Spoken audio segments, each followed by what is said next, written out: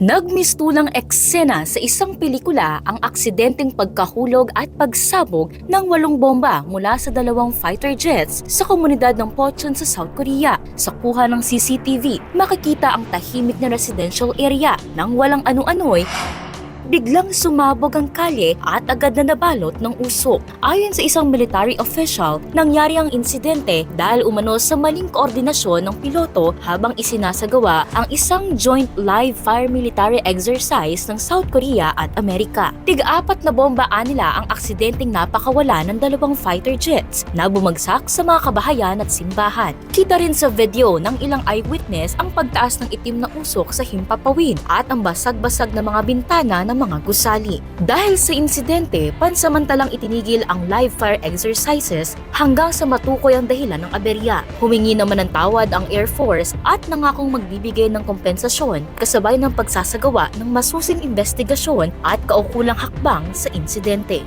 Para maging updated sa mga happening abroad, mag-follow at mag-subscribe sa social media pages ng News 5.